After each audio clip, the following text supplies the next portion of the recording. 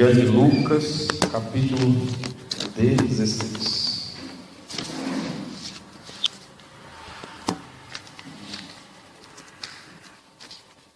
Quantos aqui querem ouvir a palavra do Senhor? Amém?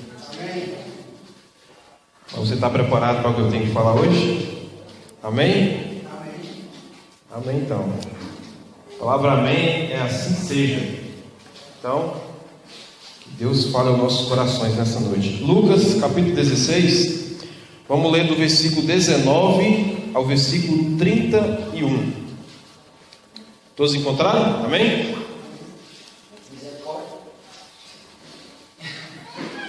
Misericórdia. Lucas 16, versículo 19 ao 31.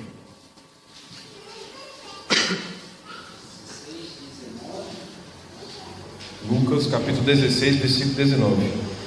Amém? Amém? Leiamos todos. A palavra do Senhor diz assim: Ora, havia certo homem rico que se vestia de púrpura e de linho finíssimo, e que todos os dias se regalava esplendidamente. Havia também certo mendigo chamado Lázaro, coberto de chagas, que jazia à porta daquele, e desejava alimentar-se das migalhas que caíam da mesa do rico, e até os cães vinham lamber-se as úlceras. E aconteceu morrer o mendigo e ser levado pelos anjos para o seio de Abraão. Morreu também o rico e foi sepultado. E no inferno, estando em tormentos, levantou os olhos e viu ao longe a Abraão e Lázaro no seu seio. Então clamando disse: Pai Abraão, tem misericórdia de mim, e manda a Lázaro que molhe em água a ponta do dedo e me refresque a língua, porque estou atormentado nesta chama.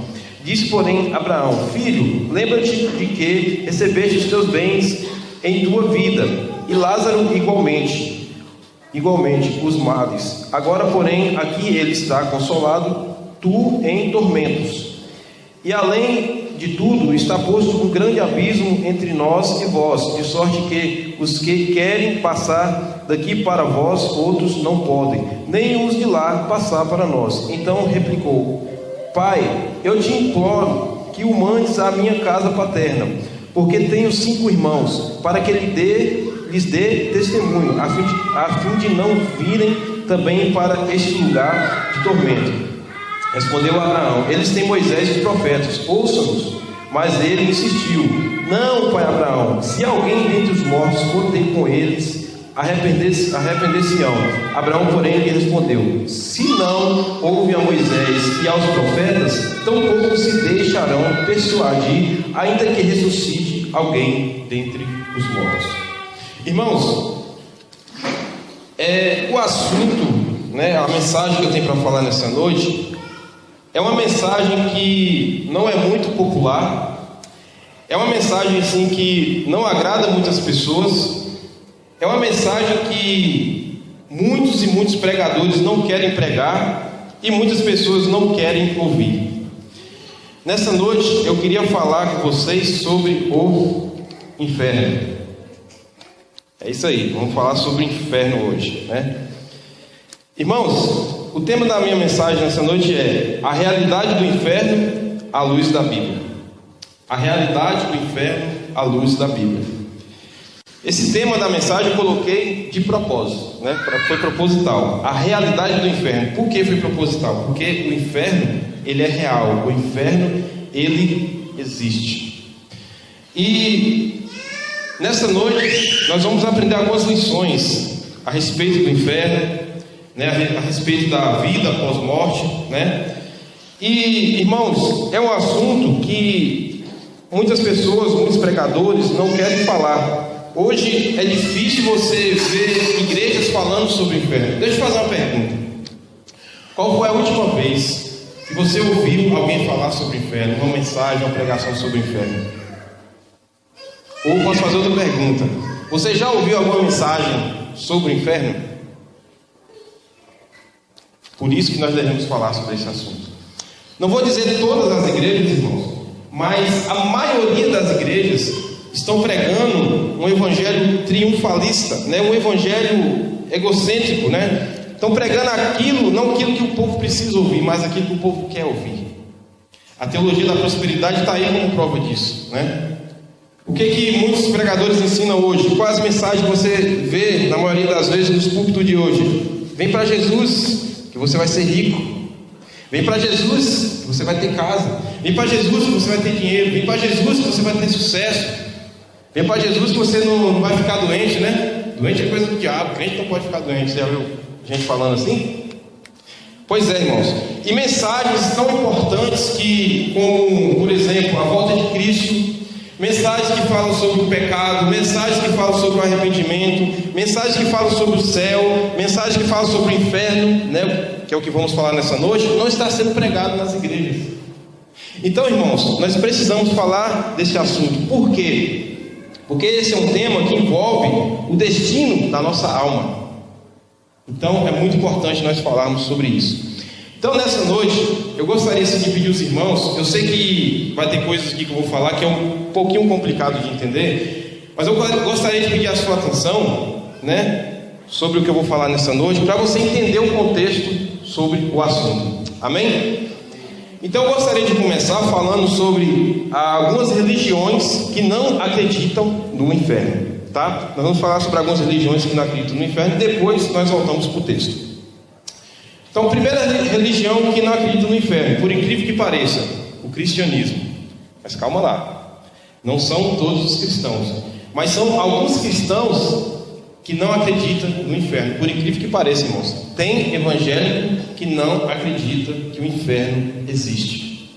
Talvez por uma interpretação errada do texto, talvez por não entender o contexto da mensagem, do texto que leu sobre o inferno, ou talvez por algum ensinamento errado de algum pastor que passou para essas pessoas. Mas nós vamos ver nessa noite que sim, o inferno existe, que o inferno é uma realidade. Outro grupo religioso que não acredita no inferno são chamados de agnosticismo. Agnosticismo é uma palavra derivada da outra palavra gnóstico. O que é um gnóstico, né? Gnóstico, a palavra gnóstico vem de conhecer. E a palavra agnóstico vem de não conhecer ou não saber. Então o que é um agnóstico? O que um agnóstico fala a respeito do inferno? Ele fala, o inferno não existe. Por quê? Porque não tem como saber que ele existe. Ninguém nunca foi lá. Ninguém nunca tirou uma foto de lá, né? Existe alguém que tirou uma selfie lá das labaredas de fogo do inferno? Então isso eles afirmam, o inferno não existe porque não tem como saber que existe. Ninguém foi lá. E esse argumento também, irmãos, é muito utilizado pelos ateus. Tem ateus que são agnósticos. Ele fala bem assim: como é que você sabe que Deus existe? Você já viu Deus? Como é que você sabe que o céu existe? Você já viu o céu? Mas sim, nós cremos que o inferno existe através da fé, porque a palavra de Deus diz. Assim também como Deus. Alguém que já viu Deus? Não. Mas nós cremos que Deus existe pela fé que nós temos na palavra de Deus. Outro grupo que não acredita na realidade do inferno, talvez, não sei se você já ouviu falar desse grupo, são os chamados universalistas. Quem são os universalistas? Um universalista, ele acredita no céu, acredita na salvação e não acredita no inferno. Só que essa religião tem uma doutrina muito esquisita, muito estranha. Sabe o que eles ensinam? Os universalistas ensinam que todas as pessoas vão ser salvas. É isso que o universalista ensina. Irmãos, para mim eu acho que é a pior doutrina que existe, você afirmar que todas as pessoas vão ser salvas. Porque eles pegam um texto mal interpretado, se não me engano, de Atos, que fala que no final de tudo, todas as coisas vão ser restauradas. Aí ele fala, já que todas as coisas vão ser restauradas, então todas as pessoas também vão ser salvas. Mas, irmãos, isso é uma interpretação errada do texto. Por quê? Pensa bem, se todas as pessoas vão ser salvas, não existiria o texto de João 3,16, né? Para que todo aquele que nele crê não pereça, mas tenha a vida eterna. Se eu hoje encontrasse com um universalista, eu perguntaria o seguinte, eu falaria assim para um universalista: como é que todas as pessoas vão ser salvas? Se todas as pessoas vão ser salvas, para que existir igreja? Não é incoerente, irmãos? Para que existir evangelho? Para que a gente perder tempo vindo para a igreja, falando do amor de Deus, falando do amor de Deus para o nosso amigo, para os nossos parentes? Para quê? Todo mundo vai ser salvo? Aliás, isso for ouvido por um pecador, é música para os ouvidos do pecador. Por quê? Já pensou se chegar para uma pessoa e falar bem assim, ó, não importa se você é assassino, se você é estuprador, se você já maltratou as pessoas, o que importa é que no final de tudo você vai ser salvo. O cara, né, vai ser de boa para ele, né? Aliás, essa doutrina também ensina que até o diabo vai ser salvo. Sabia disso? Irmão, você sabia, os irmãos sabiam, rapaz, tem muita coisa nesse mundo, tem muita religião doida nesse mundo. Você sabia que tem gente que ora pelo diabo? Você fala assim, hã? É verdade. Tem gente que ora pelo diabo. Estranho, né? Mas é a pura verdade. Já pensou, irmãos? Ô Senhor Deus, eu oro por Satanás, pelo diabo, que ele se converta e se torne um missionário. Estranho, né? Não, irmãos, já está determinado. O diabo, ele vai ser atormentado pelos séculos dos séculos, né? Então isso é uma bobagem, irmãos, né? Isso é só para os irmãos terem a noção do que tem aí fora. As religiões esquisitas que tem aí fora, né?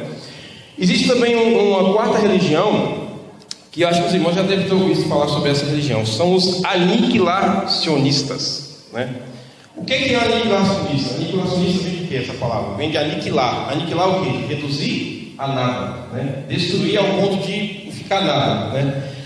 Os aniquilacionistas ensinam assim: quando a pessoa morre, não existe negócio que a alma vai para o céu ou a alma vai para o inferno. Eles ensinam que quando a pessoa morre, a alma é destruída. Quem ensina isso? Qual a religião que ensina isso? Testemunho de Jeová. Eles ensinam isso. Morreu com Deus, está salvo, vai ser salvo. Morreu sem Deus, a alma é destruída. Isso que é o aniquilacionista. Só que existem dois tipos de aniquilacionista. Existe esse que crê, né, que a pessoa morreu, a alma é destruída, acabou, né, o tormento para aquele que morre sem Deus é a alma ser destruída. Existe outro grupo, que é uma exceção, que acredita no inferno, só que porém não acredita que o castigo é eterno. Isso é uma heresia, que nós vamos ver mais à frente, que sim, o castigo de quem vai para o inferno é eterno. Então, irmãos, são basicamente essas quatro religiões, né, que não acreditam na realidade do inferno. Agora, eu queria também que os irmãos prestassem atenção agora, que é muito importante. Existem 4 palavras designadas para o inferno. Eu queria que os irmãos prestassem bastante atenção. 4 palavras que são designadas para o inferno. A primeira palavra é a palavra Sheol. Essa palavra Sheol, ela aparece no Antigo Testamento. Por exemplo, toda vez que você vai ler sua Bíblia, no Antigo Testamento, quando você vê aparecer a palavra inferno, no Antigo Testamento, tá? Quando você vai para o hebraico, é a palavra Sheol. E qual o significado de Sheol? Tem vários significados. Sheol pode significar sepultura, cova ou mundo dos mortos, né? Que é o inferno, que é o lugar de tormento, onde as pessoas que morrem sem Cristo vão para lá e vão ser atormentadas. Então, Sheol tem o significado de sepultura, cova ou mundo dos mortos. Inclusive, por exemplo, tem muitas pessoas que não acreditam no inferno, que usam essa desculpa, falam assim: você acredita no inferno, mas inferno, o significado é só isso, cova ou sepultura, então o inferno não existe. Mas não é essa a verdade. Por quê? Porque essa palavra Sheol, que é inferno, tem o significado de sepultura, cova ou mundo dos mortos. O que é o mundo dos mortos? É um lugar para onde as pessoas que morrem sem Cristo vão para ser atormentadas. Deixa eu explicar para os irmãos. A palavra Sheol é uma palavra polissêmica. O que é uma palavra polissêmica? É uma palavra que tem várias interpretações. Irmão Reinaldo, está confuso, não entendi ainda. Vou explicar. A palavra vela, por exemplo. A palavra vela é uma palavra polissêmica, porque tem várias interpretações. Por exemplo, vela. A vela, né, quando falta energia, você acende a vela, né? Liga a luz, né? Acende a vela. Tem a vela do barco, né? Tem a vela do motor do carro. A mãe vela pelo seu filho. Então é uma palavra polissêmica, tem várias interpretações. Assim também é o inferno, né? O inferno tem várias interpretações. Segunda palavra, irmãos, é a palavra Hades, né? A palavra Hades, que também é usada para inferno, é uma palavra usada no Novo Testamento, que é a tradução de Sheol. Tem o mesmo significado: cova, sepultura ou mundo dos mortos. Agora tem a terceira palavra. Eu queria que os irmãos prestassem atenção, né, no significado dessa palavra: Geena. A terceira palavra para inferno, Geena. O que é Geena? Geena é muito usado no Novo Testamento para designar o lago de fogo, que é a segunda morte, né? Que é o inferno. Quem usou muito essa palavra foi Jesus. Jesus ele usou essa palavra, Geena, que significa lago de fogo. Agora, irmãos, preste atenção. Jesus, você sabe que Jesus, sempre quando ele vai ensinar uma verdade, sempre quando ele vai ensinar uma doutrina, ele faz uma ilustração, né? Ele conta uma parábola, ele pega um objeto que está assim ao seu redor e faz uma ilustração, ele olha para a natureza e faz uma ilustração para ensinar a sua doutrina. Então, quando Jesus estava falando do lago de fogo, que é Geena, Jesus estava olhando para onde? Tem todo um contexto, né? Jesus estava olhando para um lugar que se chama Vale de Inom. Então, Geena significa Vale de Inom. Não significa Vale de Inom. Vale de Inom é um lugar que no Antigo Testamento era usado para fazer sacrifício de crianças, né? A um Deus chamado Deus Moloque. No Novo Testamento, na época de Jesus, esse lugar não era usado mais para fazer sacrifício de criança. No Novo Testamento, esse lugar agora se tornou o lixão de Jerusalém. Vai entendendo, irmãos, vai pegando, vai captando. Aí esse lixão de Jerusalém jogava muito lixo ali, né? Jogava papel, jogava lixo orgânico, né? Jogava membros de pessoas amputadas, jogava corpos em decomposição. E esse lixo de Jerusalém, que chamava Vale de Inom, nunca parava de queimar. Queimava de dia, queimava de noite. Queimava de dia, queimava de noite. Olha só, aí Jesus pega um gancho para explicar o que é o lago de fogo. Por quê? Porque no lago de fogo, que é o inferno, o fogo nunca vai apagar. Entendeu, irmãos? Então Jesus ele sempre fazia essa ligação. E a quarta palavra é a palavra Tártaros, né? Que é designada para, que é a tradução de prisão de anjos caídos, que se encontra na carta de Pedro. Então, você vai ver na sua Bíblia, quando você lê a carta de Pedro, quando fala prisões de anjos caídos, vai aparecer a palavra inferno, que é a palavra Tártaros, né? Quem são esses anjos caídos? Os anjos que se rebelaram contra Deus. Não são todos os anjos que estão em prisão, né? Esses anjos caídos são quem? São demônios, né? Mas nem todos estão em prisão. Ufa! Bom, irmãos, eu precisava explicar tudo isso aqui para agora você entender a mensagem, né? Para agora você entender o contexto, né? Da mensagem, do significado do contexto do inferno, certo? Agora eu vou fazer uma pergunta que está ligada ao tema, que é uma pergunta que eu acredito que todo mundo aqui tem essa curiosidade de saber. A pergunta é: o que acontece depois da morte? Os irmãos já fizeram essa pergunta? O que acontece depois que nós morremos? Biblicamente falando, nós vamos entender agora o que acontece. Biblicamente falando. Vamos começar com o ímpio. Quem é o ímpio? O ímpio é aquele que morre sem Jesus. O ímpio é aquele que morre sem a salvação. O que acontece quando o ímpio morre? Vamos lá, vamos entender agora o que acontece? Acontece o seguinte: o ímpio morreu, o corpo do ímpio vai para onde? Para a cova, para a sepultura, né? Óbvio, né? E esse corpo fica aguardando a volta de Jesus. Para quê? Para ser ressuscitado. No texto de Daniel 12, capítulo 12, versículo 2, diz que uns vão ser ressuscitados para a vergonha eterna e outros para a vida eterna, né? Então, o ímpio morreu, o corpo vai para a cova, sepultura, e fica aguardando a volta de Cristo para o corpo ser ressuscitado. Tá, irmão Reinaldo, tudo bem, isso aí eu sei. E a alma? A alma vai para onde? Vai para o inferno, para o Hades. Irmãos, os irmãos podem acompanhar aí na sua Bíblia, Lucas 16, 23. Rapidinho, vamos dar uma olhada. Aqui na minha Bíblia está assim: no inferno, estando em tormentos. Tem alguma Bíblia aí que está a palavra Hades? Então, lembra que eu falei? É uma das palavras usadas para inferno? Hades. Então, o Hades é o quê? É um local onde o ímpio vai depois que ele morre, se morrer sem Cristo. Agora, eu queria que os irmãos prestassem atenção nesse detalhe. Quando o ímpio morre, ele vai para o inferno, para o Hades, que é o mundo dos mortos, né? Lugar de tormento. Só que o inferno, irmãos, ele tem dois estágios. Tem duas partes, dois estágios. O ímpio, quando morre sem Cristo, ele vai para o inferno, né? O Hades, que é o primeiro estágio. E qual é o segundo estágio? O segundo estágio é o lago de fogo, que é para onde o ímpio vai depois do juízo final. Tá? Não esqueça desse detalhe. Então, só recapitulando: a pessoa não aceitou a Jesus, morreu. Vai para onde? O corpo vai para a sepultura, para a cova. Espera até a volta de Jesus para ser ressuscitado. E a alma vai para onde? Vai para o Hades, que é o estágio intermediário, né? Primeiro estágio. Na volta de Cristo, o corpo do ímpio é ressuscitado, encontra-se com a alma que está no inferno, no Hades, passa pelo juízo final, e aí vai ser lançado aonde? No lago de fogo, na Gehenna, no fogo que não se apaga. Certo? Então, irmãos, é esse o processo que acontece com aquele que morre sem Jesus, sem a salvação. Ok, agora vamos para a parte que interessa, né? E aquele irmão, Renato, que morre com Cristo, e aquele que morre tendo aceitado a Jesus como seu Salvador. Bom, irmãos, o processo é o mesmo, o que muda é só o destino, tá? Então vamos lá, a parte que nos interessa.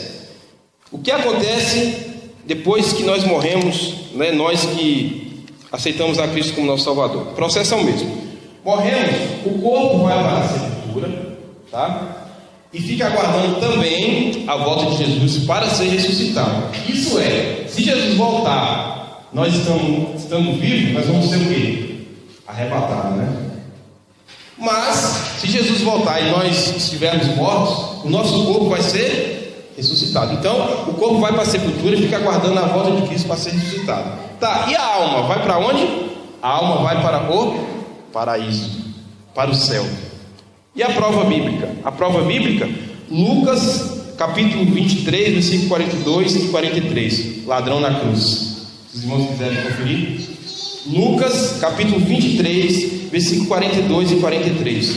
O ladrão na cruz.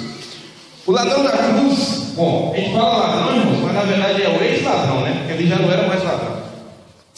Ele chega para Jesus e fala assim: Senhor, lembra-te de mim quando vieres no teu reino. Olha só, a perspectiva do ladrão, do ex-ladrão, né? É um modo de falar, é costume, né? A perspectiva do ex-ladrão na cruz era futura. Olha o que ele fala para Jesus: Senhor, lembra-te de mim quando vieres no teu reino. O que Jesus fala? Quem está aí na sua Bíblia? Hoje mesmo estará comigo aonde? No paraíso. Então, a pergunta: o que acontece com aquele que morre, né? Um crente, né? O que acontece com o crente depois que ele morre? O corpo vai para a cova, sepultura, aguarda a volta de Jesus. A alma vai para o paraíso. Tem outro texto também, Eclesiastes capítulo 2, versículo 7, diz assim, ó: e o pó volte à terra. Essa palavra aqui, e o pó, está falando do corpo, tá? Todo o contexto aqui está falando do corpo. Por que o pó? Porque nós somos feitos do pó da terra, né? Então, Eclesiastes 12, 7 diz assim: e o pó volte à terra como era, e o espírito volte a Deus que o deu. Então, o que acontece quando o crente morre? O corpo vai para a sepultura, aguarda a volta de Cristo para ser ressuscitado, e a alma vai para o paraíso.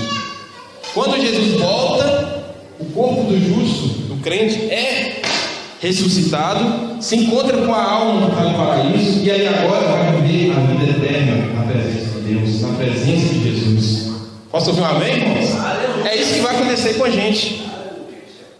Então, irmãos, esse é o processo, né? Esse é o processo daqueles que morrem com Cristo. Bom, mas aí é o seguinte: algumas pessoas, talvez você já deve ter ouvido isso por aí, algumas pessoas ensinam que não existe esse negócio de vida após morte, né? Você já ouviu falar no sono da alma? Algumas pessoas ensinam isso. Não, esse negócio de alma vai para o céu, não. Na verdade, a pessoa fica dormindo quando ela morre. Irmãos, isso é antibíblico. Cuidado com esse tipo de doutrina. Cuidado quando alguém fala para você e quando a pessoa morre fica dormindo. Não. Sabe por quê, irmãos? Porque a Bíblia ensina que existe vida após morte. A Bíblia ensina que a alma ela se desfaz do corpo quando nós morremos. Essas pessoas que ensinam o sono da alma, o que é o sono da alma? O sono da alma é o seguinte: para essas pessoas elas acreditam assim: morreu, não morre só o corpo, morre também a alma. Isso não existe. Acabamos de ler um texto aqui que fala que existe vida após morte. Mas, irmãos, tem mais textos que explicam isso também, que prova isso. Os irmãos não precisam abrir, mas 1 Reis, capítulo 17, versículo 21 e versículo 22. Aqui vai estar falando da oração de Elias, quando Elias ressuscita o filho daquela viúva, né, que morreu. Olha só, 1 Reis, capítulo 17, versículo 21 e 22. Diz assim, Elias orando a Deus, né? Deus meu, rogo-te que faças a alma deste menino tornar a entrar nele. Olha só. Senhor meu Deus, rogo-te que faça a alma deste menino tornar a entrar nele. E o Senhor atendeu a voz de Elias, e a alma do menino tornou a entrar nele e reviveu. Opa! Então esse negócio de som da alma não existe, porque existe vida após morte. Tem outro texto muito bom também, Mateus 10, 28, que diz assim, ó, o próprio Senhor Jesus está dizendo agora, Mateus 10, 28, Jesus dizendo: não temais os que podem matar o corpo e não podem matar a alma. Opa, pera um pouco. O que Jesus disse aqui? Alguém pode matar o seu corpo, mas não pode matar a sua alma. O que isso significa? Que existe vida após a morte. Então cuidado, irmãos. Cuidado quando alguém vem dizer para você: não, esse negócio de existe vida após a morte, isso é mentira. Não. Cuidado, irmãos. Porque sim, existe vida após morte. Mas o que é que dorme? Muitas pessoas falam assim: não, a pessoa dorme. Mas o que é que dorme? Irmãos, o que dorme não é a alma. O que dorme é o corpo. É o corpo que dorme. Prova bíblica? Vamos lá. Mateus capítulo 27, versículos 51 e 52. Diz assim, ó. Mateus 27, 51 e 52. Diz assim. Esse relato aqui, irmãos, é o relato após a morte de Jesus. Olha o que aconteceu. Mateus 27, 51 e 52 diz assim: eis que o véu do santuário se rasgou em duas partes, de alto a baixo. Tremeu a terra, fenderam-se as rochas, abriram-se os sepulcros. Agora preste atenção, olha só o que diz: e muitos corpos de santos que dormiam ressuscitaram. Corpos de santos que dormiam. Quem dorme é a alma? Não. Quem dorme é o corpo. Tá certo, irmãos? Então, quem dorme é o corpo. Então, irmãos, a gente tem que tomar muito cuidado, porque tem muitas religiões por aí trazendo um falso ensino da vida após morte. Aí por isso que eu vou dizer, talvez alguns aqui vão achar que eu sou chato, mas eu sempre vou dizer, por isso a importância do que, irmão? EBD. Por isso a importância da EBD, irmãos. Alguns vão dizer assim: ah, mas será que EBD é legal? Não sei o que, acho que é chato. Não, é bênção, meu irmão. Só perde, né, a pessoa que não vem. É bênção. Para mim, eu sempre vou dizer, EBD para mim é o culto mais importante que tem. É a EBD. EBD é muito legal, a gente faz a roda aqui, né? A gente troca ideia. Não é só quem está dirigindo o estudo que fala. Não, todo mundo fala, todo mundo participa. Diferente de um culto como esse, né? A gente está pregando, não tem como todo mundo fazer pergunta, né? Mas na EBD, é edificante. Por isso, irmãos, a importância da EBD, para a gente aprender coisas relacionadas à palavra de Deus, para a gente não ser enganado por falsas religiões, né? Aí a gente não estuda, é enganado por uma falsa religião. Tem pessoas que até desviam da igreja, de igreja, né, que tem uma doutrina séria, para ir com uma falsa religião. Bom, agora é uma pergunta polêmica também. A pergunta é a seguinte: por que o inferno é um assunto tão polêmico? Por que, irmãos, que ninguém gosta assim de discutir, de falar sobre o inferno? Por quê? Sabe por quê? É porque o inferno, ele não oferece esperança para ninguém. Não oferece esperança para ninguém. Não oferece. E também porque o próprio Senhor Jesus diz que quem vai para lá vai sofrer um castigo eterno. Não é um castigo, irmão, durante alguns anos ou alguns meses, não. É um castigo eterno. eterno. O próprio Senhor Jesus disse isso. Aliás, deixa eu falar uma coisa aqui bem interessante. Você sabia, quando você vai ler os evangelhos, você sabia que Jesus, ele falou mais do inferno do que no céu? Falou mais do inferno do que no céu. Por quê? Isso para mostrar, isso é para dar ênfase, isso é para mostrar que o inferno é uma realidade. O inferno, irmãos, não é um conto de fada. O inferno não é uma falsa história inventada pelo cristianismo, não. O inferno é uma realidade. E Jesus, o próprio Senhor Jesus disse isso, que o castigo daquelas pessoas que vão para lá é eterno. Em Mateus 25, versículo 46, diz isso. Jesus disse assim, Mateus 25, 46: irão estes para o castigo eterno, que no grego aí é Colassio aiônio, né? Não sei falar grego, né? Mas é isso mesmo, Colassio aiônio. Porém os justos irão para a vida eterna, no grego diz oen aiônio. Então aqui Jesus está falando o quê? Que uns vão para o castigo eterno, vão sofrer o castigo eterno. Irmãos, essa é a realidade, a gente tem que falar. Quem não aceita Jesus vai para o inferno e vai sofrer o castigo eterno. Os irmãos já pararam para pensar o que é eternidade? Já pararam para pensar o que é eternidade? Às vezes a gente usa o conceito de tempo para eternidade, mas tempo não é eternidade. Quer ver eu provar isso? Por exemplo, se eu tiro 100 anos de 1000, fica quantos anos? 900, né? Ok. Se eu tiro 10 anos de 100, fica quanto? 90. Ok. Bora lá, agora para a eternidade. Se eu tiro 1000 anos de eternidade, fica quanto? Se eu tiro 1 milhão de anos de eternidade, fica quanto? Entendeu? Que dá para usar o conceito de tempo para a eternidade? Então é para todo sempre. Tem um pastor que criou uma ilustração muito legal não para saber o que é eternidade, mas para ter uma ideia do que é eternidade. Eu gostaria até de falar essa ilustração. Ele diz assim: imagine vocês a maior montanha do mundo. Hoje, se não me engano, atualmente acho que é o Monte Everest, né? Um monte que chega a quase 9.000 metros de altura. Muito alto, né, irmãos? Para escalar o Monte Everest é um desafio muito grande. Tem que ter um preparo físico muito intenso, né? Então, imagine a maior montanha do mundo, o Monte Everest, quase 9.000 metros de altura. Imaginou? Muito alto, né? Muito grande. Agora imagine um passarinho. Vamos supor um pica-pau, tá? Imagine esse pica-pau vai nessa montanha, né, que é o Monte Everest, uma vez por ano e dá uma picadinha. Aí no outro ano ele vai de novo e dá uma picadinha. No outro ano de novo, uma picadinha. Pergunta: quanto tempo vai durar para o pica-pau descer o Monte Everest dando uma picadinha uma vez por ano? Quanto tempo?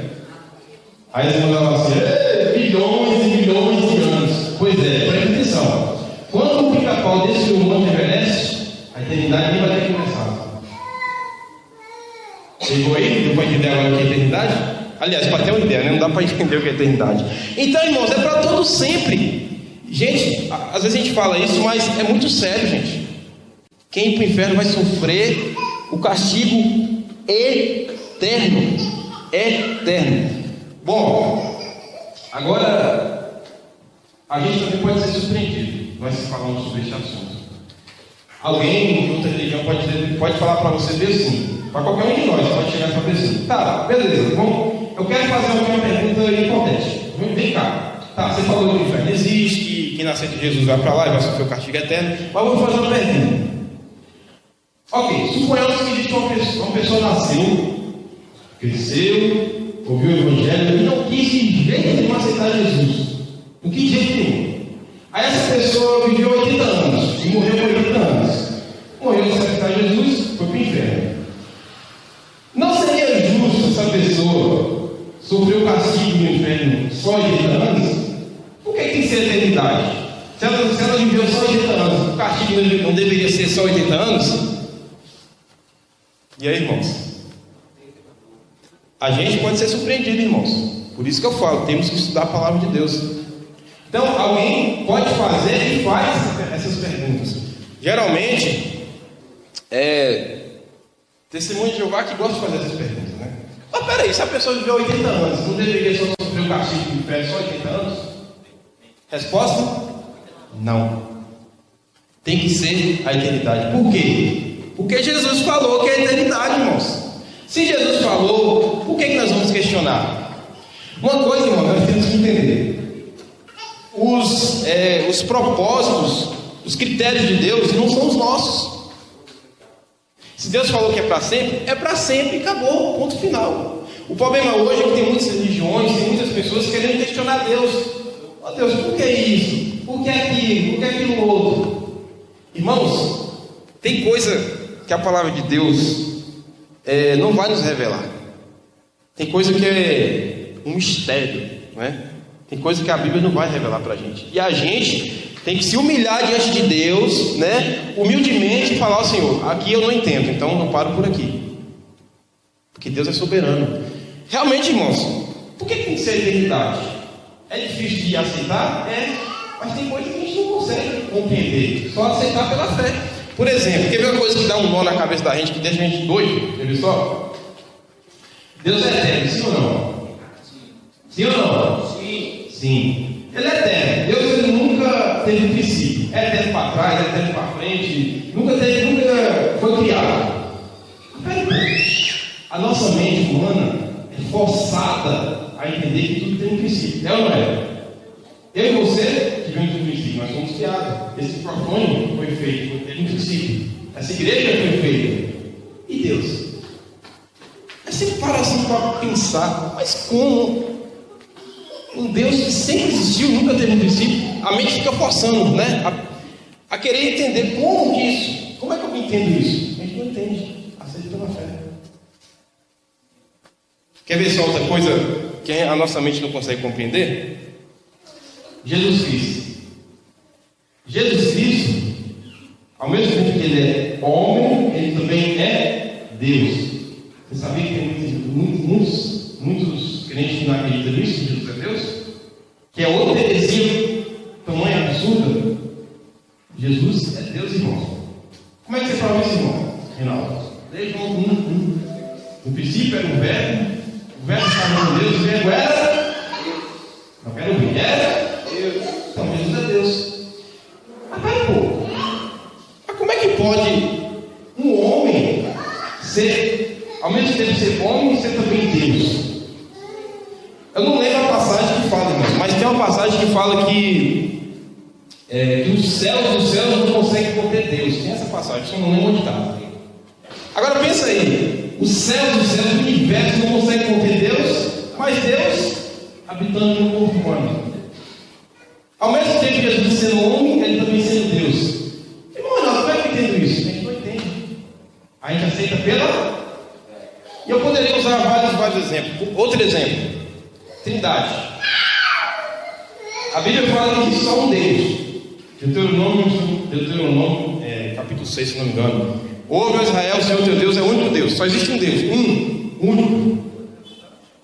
Mas a mesma Bíblia que fala que existe um Deus, ela fala que Jesus é Deus, né? Que o Pai é Deus, que o Filho é Deus e que o Espírito Santo é Deus. Aí você, opa, você está falando que existe 3 deuses? Não. Porque ao mesmo tempo que a Bíblia fala que o Pai, o Filho e o Espírito Santo é Deus, ela fala que existe só um Deus. E, irmão Renato, como é que eu entendo isso?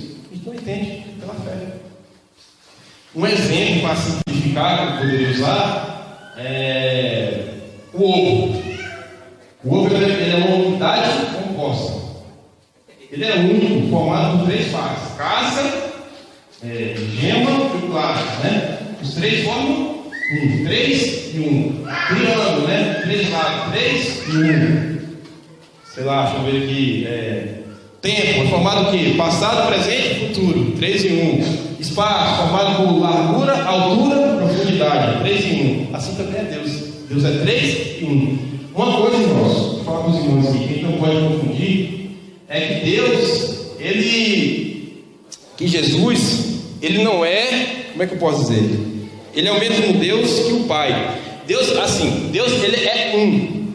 Só existe um Deus. Porém, existe 3 pessoas. Ok? Pessoa do Pai, pessoa do Filho e pessoa do Espírito Santo. Bom, mas já estou saindo aqui do contexto. Então, irmãos, é para todos sempre, né? Tem coisas que a gente não consegue entender, mas temos que aceitar pela fé. Tem coisas, meu irmão, que a gente tem que chegar, ajoelhar diante de Deus e falar: Deus, o Senhor é soberano, o Senhor sabe o que faz. Tem coisas, meu Deus, que eu não entendo, mas porém eu aceito que o Senhor é soberano, né? Porque, irmão, se fosse entender Deus também, a gente seria um Deus, né? E Deus não seria grandioso, soberano o suficiente para ser Deus. Agora a última pergunta: como será no inferno?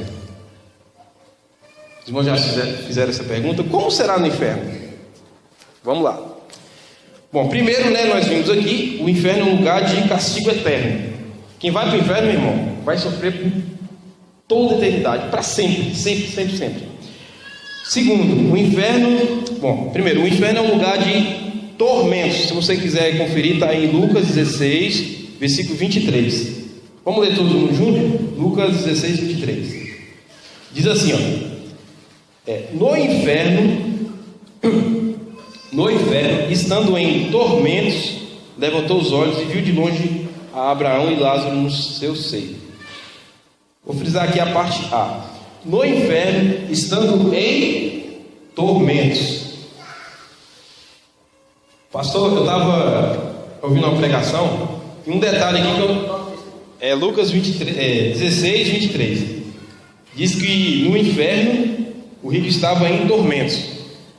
Um pastor estava pregando uma vez e algo me chamou a atenção nessa passagem, nesse versículo. O rico não estava em tormento, estava em tormentos. Pode conferir no seu Bíblia, que está em plural. Tormentos. Então o que significa? Significa que no inferno não terá só um tormento, é tormentos. Se não bastasse um, né? Imagine vários. Então o inferno é um lugar de tormento. Irmãos, em Lucas 23, deixa eu ver aqui qual é o texto.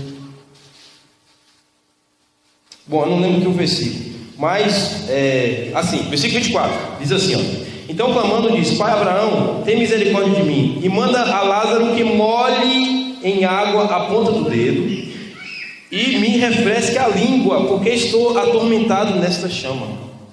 Olha só, a intensidade do tormento era tão grave que o rico pediu para Abraão, para Lázaro molhar a ponta do dedo na água, colocar na língua dele. Imagina aí, o negócio é sério, né, irmãos?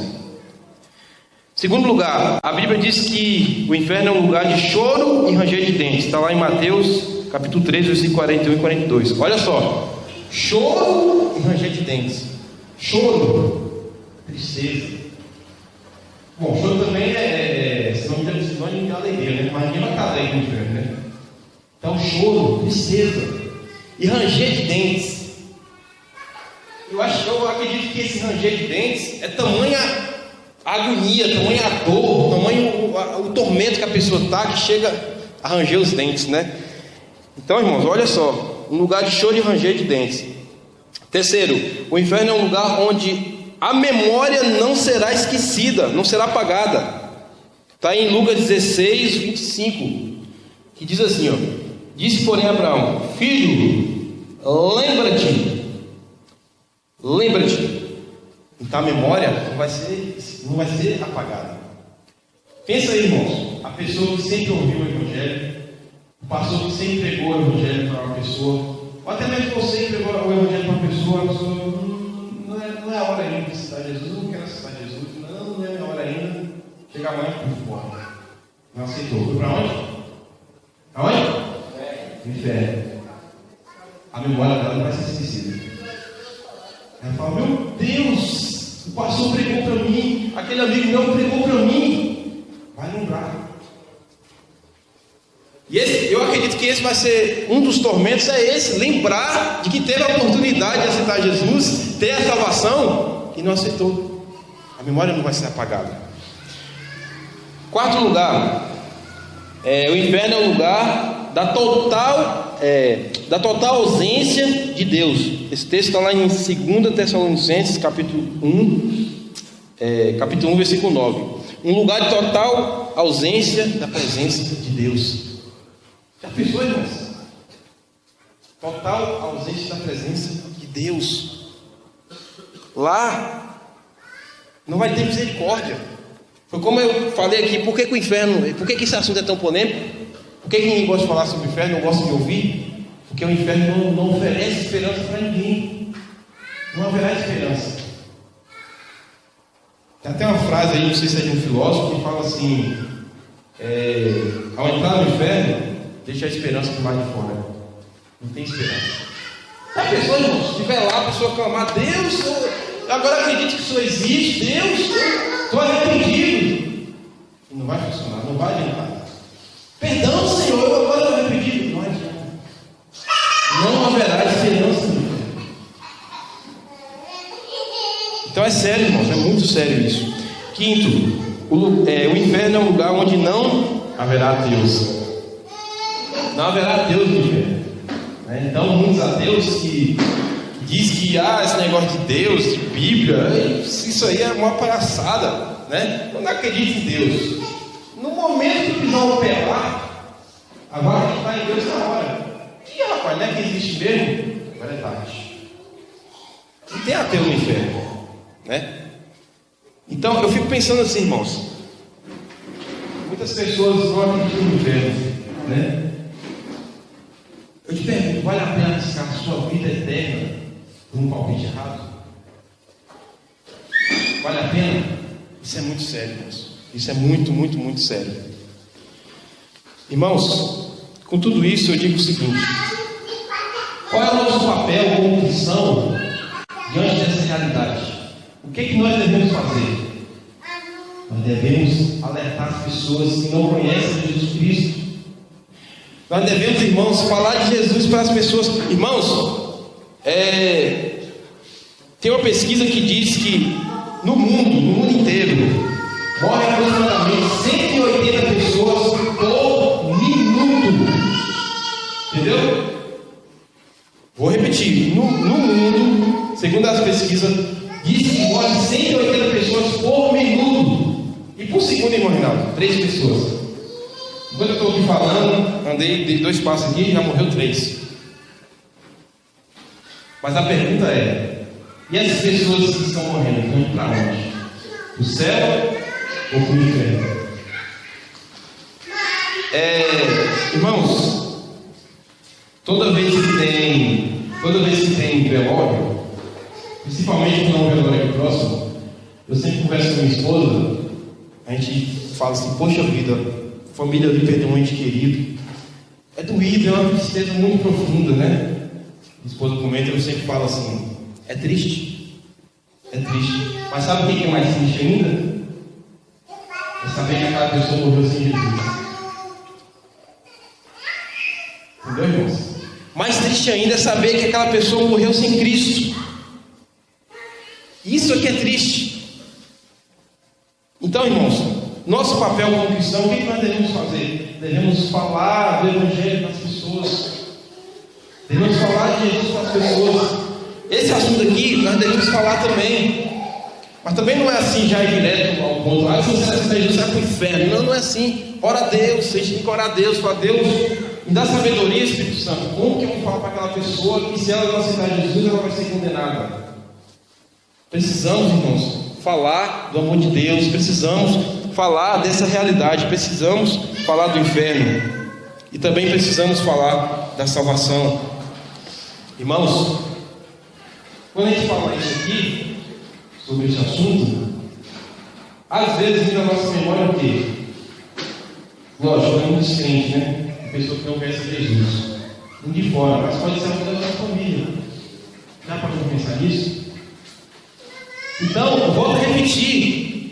A maior tristeza que eu sinto quando a pessoa morre, claro, é também um velório, mas é mais ainda quando a pessoa morre sem Cristo. Então, irmãos, precisamos pregar o Evangelho. Precisamos falar do amor de Deus para as pessoas. Precisamos levar a mensagem da cruz. Precisamos pregar João 3,16. Como, irmão Reinaldo? Não sei, irmãos. Tem várias formas de você pregar o Evangelho. Prega o evangelho através do seu testemunho. Quando você estiver conversando com o seu amigo, com o seu parente, e você achar uma oportunidade, vai orando a Deus em Espírito. Deus vai dar oportunidade. Quando Deus dá oportunidade, fala de Jesus, fala da salvação. Por quê? Porque muitas pessoas estão morrendo sem Jesus. Amém? Então essa é a mensagem que eu trago nessa noite.